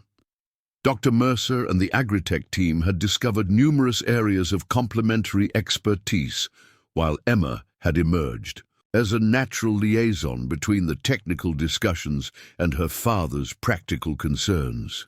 Based on our preliminary assessment, Dr. Chang summarized, Millicent Farm is an ideal candidate for both the Rural Revival Initiative and the Henderson Foundation grant. The soil composition remains excellent despite the drought conditions. The field layout is conducive to our modular irrigation system, and the historical documentation exceeds foundation requirements for establishing historical significance. Frank, who had been listening quietly, finally voiced the question that still troubled him. This all sounds promising, but let's address the elephant in the room. AgriTech is a for-profit company, not a charity. What's your financial stake in all this? I need to understand exactly what you expect to gain from this partnership. Victor nodded, appreciating the direct question. Fair enough, Mr. Miller. AgriTech's business model has 3 revenue components in the Rural Revival Program. First, we sell systems to other farms that visit your demonstration site, with Millicent Farm receiving a 15% commission on those sales. Second, we gather performance data that helps us improve our products, making them more marketable globally. Third, and most importantly for our investors, we document and quantify the increased yields and reduced input costs, creating case studies that drive our broader market expansion. He leaned forward slightly, his expression earnest. In simple terms, helping Millicent Farm succeed helps us succeed. This isn't charity. It's a mutually beneficial business relationship that recognizes the value of your generational knowledge and provides the technology to make it economically viable in today's agricultural market. Frank considered this explanation, his weathered features thoughtful, and the Henderson Foundation's involvement. How does that factor into your business model? Dr. Mercer fielded this question. The foundation operates independently, Mr. Miller. Their grants focus on the historical preservation and community education aspects. By partnering with both organizations, you'd secure the financial stability to maintain ownership while implementing both technological and sustainable improvements. As the sun began its descent toward the western horizon, casting long shadows across Millicent Farm, the discussion shifted to practical next steps. Tyler Reynolds outlined an ambitious timeline that would address the looming bank deadline, while setting up a phased implementation of the larger partnership. If you're amenable, Tyler explained, we can have preliminary agreements drafted by Monday morning. The AgriTech financial team would immediately contact First State Bank to initiate the debt transfer process, effectively stopping the foreclosure clock. Meanwhile, Dr. Mercer and Emma can submit the expedited Henderson Foundation application, which typically provides initial approval within 10 business days for emergency situations. Our technical team could begin soil and field mapping as early as Tuesday, Dr. Chang added, with initial irrigation improvements installed by the end of next week, targeting your most drought-stressed sections first. The comprehensive plan was both encouraging and overwhelming. Jackson glanced at his father, trying to gauge his reaction to the whirlwind of activity being proposed. Frank Miller had always been deliberate in his decision-making, considering all angles before committing to any significant change on the farm. Now he was being asked to embrace a fundamental transformation of their operation in a matter of days. To Jackson's surprise, Frank seemed more energized than overwhelmed. "I'd like to sleep on this," he said finally. "It's a lot to process. But I'm interested in taking the next steps, assuming the written agreements match what we've discussed." "Today," Victor seemed pleased with this measured response. "Absolutely. Taking time to consider is completely reasonable. We don't want rushed decisions. We want committed partners." He glanced at his watch. "Unfortunately, we need to head back to our regional office this evening. Tyler can return tomorrow with draft agreements for your review, and our legal team is available by video conference to address any concerns or questions." As the meeting concluded and the visitors prepared to depart, Jackson walked Victor to his vehicle. Away from the larger group, he voiced the question that had been nagging at him all day. "Why did you really come back? After I fixed your tractor, you could have just continued on your way. Most people would have." Victor considered the question carefully before answering. "When I started AgriTech 15 years ago, my goal was to develop technology that could have saved my family's farm in Minnesota. Too late for us, but perhaps in time for others. Along the way, that mission became surrounded by corporate structures, investor expectations, and market considerations." He gestured toward the farmhouse where Frank sat, watching the sunset. "Meeting you and your father, seeing how you've fought to maintain this place against impossible odds, reminded me viscerally of why I started this work." He placed a hand briefly on Jackson's shoulder. "Sometimes we need to be reminded of our purpose. You did that for me when you refused payment for fixing my tractor. This partnership isn't just about saving Millicent Farm, though I believe it will. It's about recommitting AgriTech to its founding mission through direct action rather than corporate platitudes. As the AgriTech team departed in their black SUVs, followed shortly thereafter by Dr. Mercer, who promised to return the next day, the Miller family gathered once more on the porch. Beth had laid out a simple dinner, and as they ate, a thoughtful silence enveloped them, each processing the day's unexpected developments in their own way. "Do you think it's real?" Emma finally asked, voicing the doubt they all harbored to some degree. Could this actually save the farm? Frank set down his fork, his expression serious but not defeated. "I've seen a lot of promises come and go in my years of farming. Most amounted to nothing. But this—" He paused, considering his words carefully. "This feels different. There's substance behind it. Real technology, real funding, real expertise." "What about you, Jackson?"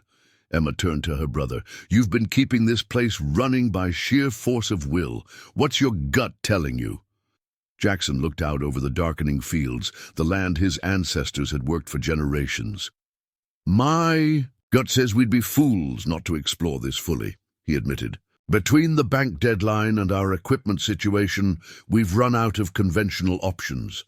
But I'm not signing anything until we've reviewed every detail. Too much is at stake." Frank nodded approvingly at his son's caution. "Agreed.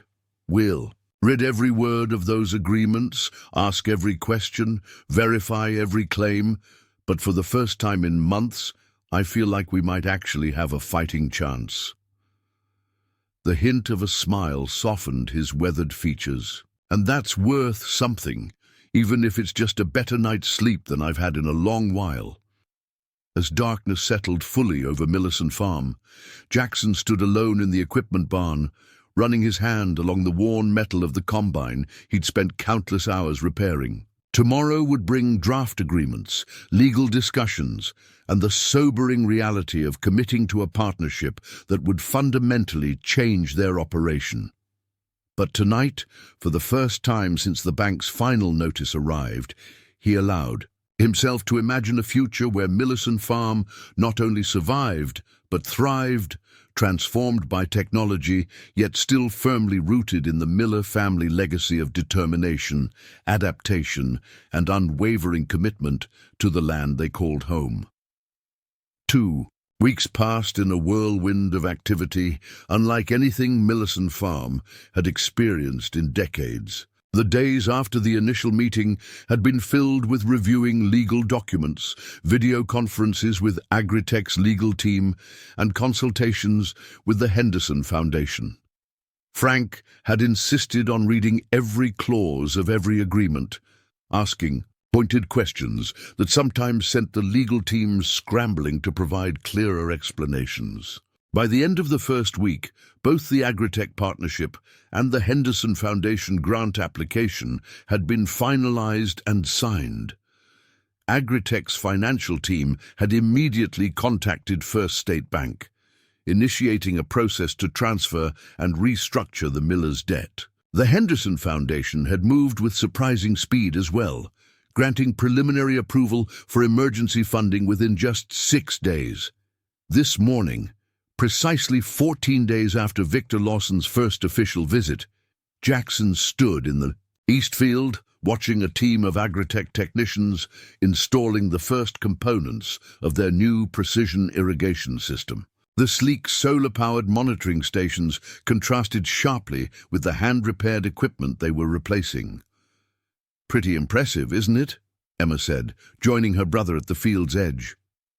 She had extended her weekend visit indefinitely, taking a temporary leave from her nursing program to help coordinate between the various teams now working on the farm. Jackson nodded, watching as Rodriguez, the engineer who had admired his mechanical adaptations, carefully calibrated one of the soil moisture sensors. "Almost doesn't seem real. 2 weeks ago, I was trying to keep that old pump running with baling wire and spare parts." "Speaking of reading," Emma said, handing him a thick envelope bearing the Henderson Foundation logo, "this just arrived by courier. Dr. Mercer says it's the official grant approval. Jackson took the envelope. Dad should open this. Where is... Day on the porch with Tyler, reviewing the equipment replacement schedule. Emma smiled slightly. I think Tyler's regretting his detailed approach.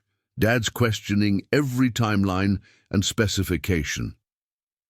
As they walked back toward the farmhouse, Jackson was struck by how different the property looked after just 2 weeks of focused attention.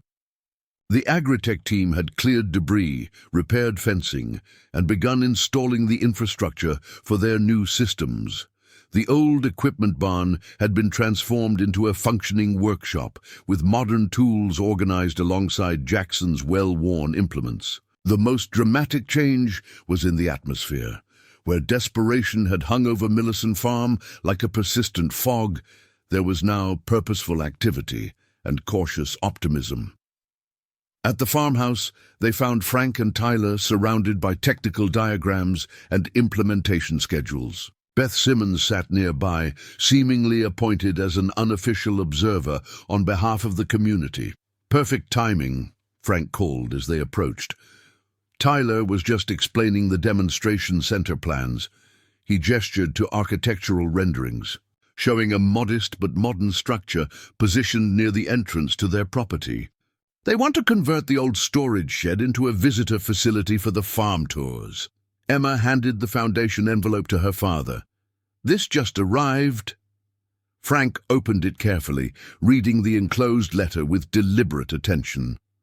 His expression remained neutral until he reached the final paragraphs, when a rare smile spread across his weathered features.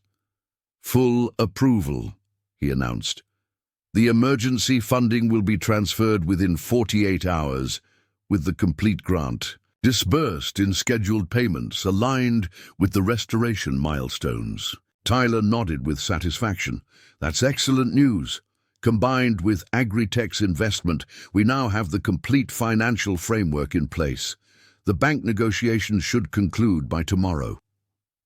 As Tyler headed toward the temporary office, in what had once been the miller's rarely used dining room, Frank gestured for his children to join him. Quite a change from 2 weeks ago, he observed, watching the technicians working in their fields.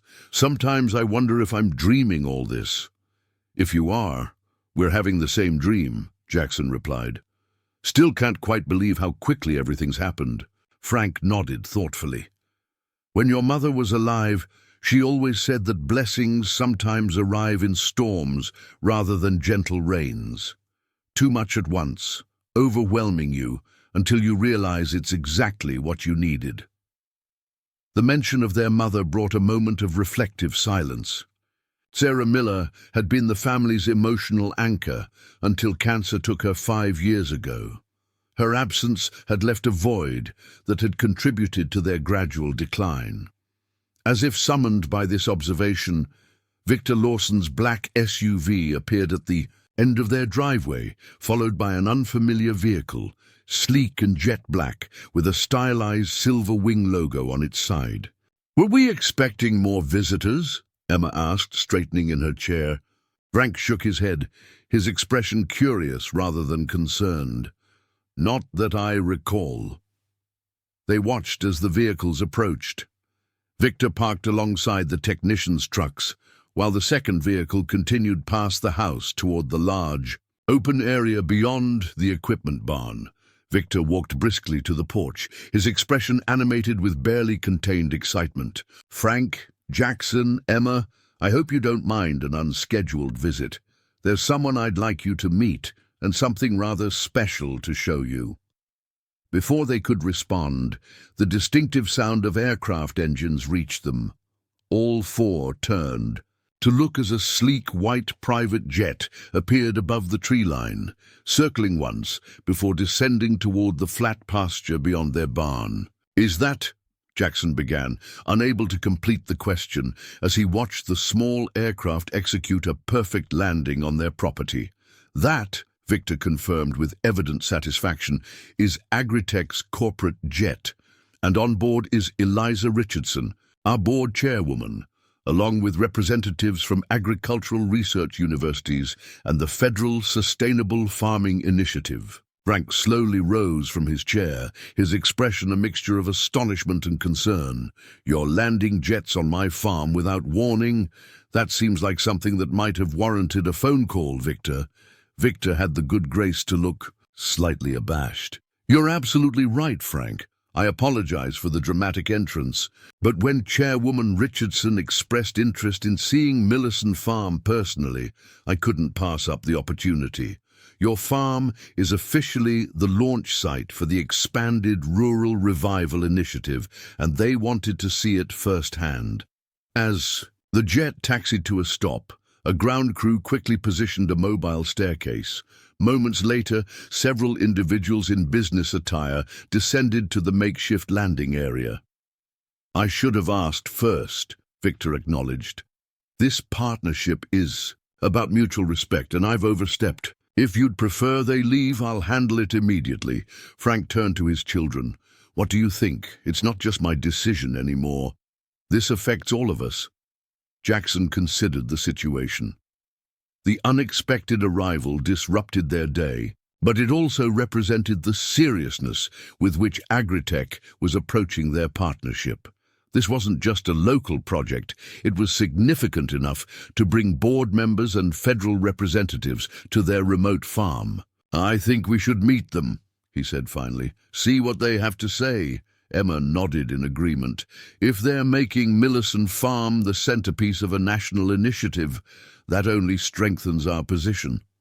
Frank turned back to Victor. "We'll meet with them. But in the future, Victor, remember that this is still our home, not just a demonstration site. Some advance notice would be appreciated." "Absolutely fair," Victor agreed readily. "And a lesson I won't forget." The woman leading the group carried herself with confident authority. Eliza Richardson appeared to be in her 60s, with silver hair styled in a practical bob and penetrating eyes that assessed everything they fell upon. "Mr. Miller," she said, extending her hand to Jackson, "I've heard a great deal about you and your mechanical ingenuity. I'm Eliza Richardson, AgriTech Board Chair." "Actually, I'm Jackson Miller," he corrected. "My father, Frank, is on the porch." "My apologies." When Victor described a farmer who could fix anything mechanical, I assumed he meant the farm's owner. "Ownership and expertise often overlap in family farms," Jackson replied diplomatically. "We each contribute what we can." The introductions continued, with Frank displaying gracious hospitality despite the unexpected nature of the visit. Emma engaged easily with the university representatives, while Jackson found himself drawn into technical discussions with the federal program directors, interested in his improvised equipment repairs. As the conversations flowed, Chairwoman Richardson eventually drew Frank aside for a more private discussion. Jackson kept a watchful eye on this interaction, protective of his father who, despite his recent energy, was still dealing with chronic pain and the emotional whiplash of their rapidly changing circumstances. To his relief, Frank seemed relaxed in Richardson's company. After about 15 minutes, they rejoined the larger group, Frank wearing an expression Jackson hadn't seen in years, a combination of pride and purpose that had been gradually eroded by their mounting challenges. Millison Farm has been selected as the national demonstration site for the Rural Revival Initiative, Richardson announced. What begins here will serve as the model for similar partnerships across the country, preserving family farming knowledge while implementing technologies that make small operations economically viable in the modern agricultural landscape. She turned to Frank, gesturing for him to continue. He cleared his throat, standing a little straighter despite his cane. "The Millers have farmed this land for 4 generations through dust storms, depressions, droughts, and changing markets. We've survived because we've adapted when necessary, while holding firm to our core values: stewardship of the land, support for our community, and the passing of knowledge from one generation to the next." Frank's voice grew stronger as he continued. "This partnership represents the next adaptation in our family's history. We're proud to serve as the demonstration site, not just for new technologies, but for a new approach to preserving family farms across America." As applause followed Frank's impromptu speech, Jackson felt a powerful sense of transition. Their private struggle to save one farm had somehow expanded into something larger, a potential model for addressing the systematic loss of family agricultural operations nationwide. The remainder of the day passed in a blur of planning sessions and an impromptu lunch prepared by Beth with help from Emma. The visitors toured the property, walked the fields, and examined the initial technology installations with evident approval. By late afternoon, the jet had departed, leaving behind an atmosphere of excitement and renewed purpose. As sunset painted the western sky in brilliant oranges and pinks, the Millers sat together on their porch, the day's activity finally subsiding. "Into peaceful evening, private jets landing on our pasture," Frank mused, shaking his head in disbelief. "Your mother would never have believed it. I was there, and I barely believe it," Jackson replied, stretching his tired muscles. Emma leaned against the porch railing, looking out over the fields now bathed in golden evening light. "You know what struck me today? How naturally you both shifted into this new role. A month ago, we were desperately trying to save our family farm.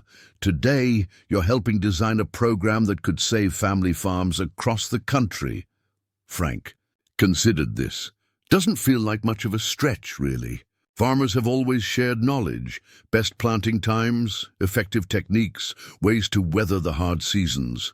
Only difference now is the scale and the technology involved." "And the corporate jet," Jackson added with a wry smile. They laughed together, the sound carrying across the farmyard, a simple expression of joy that had been absent from Millison Farm for too long. As their laughter faded, Frank grew thoughtful again.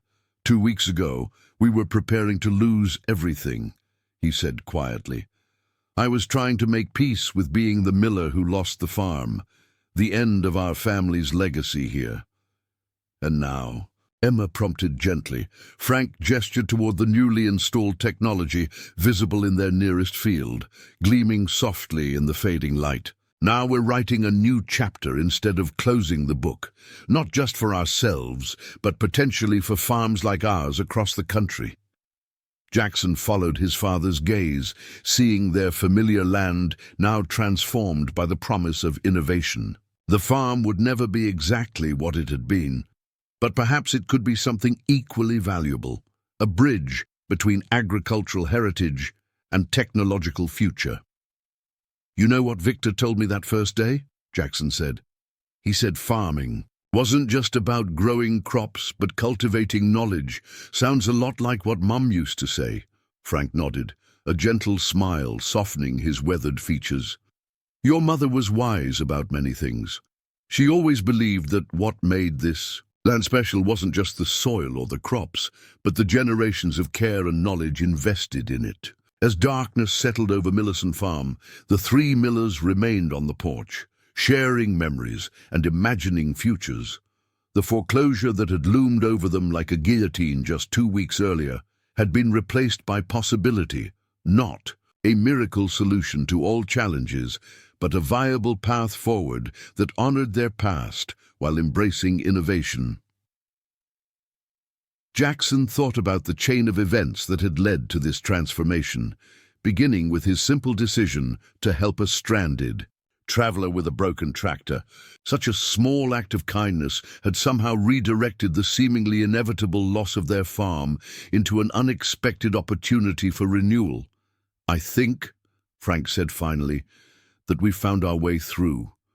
Not around or away from, but through, to whatever comes next." His children nodded in agreement, understanding the subtle but crucial distinction. The Millers had not escaped their challenges or abandoned their heritage.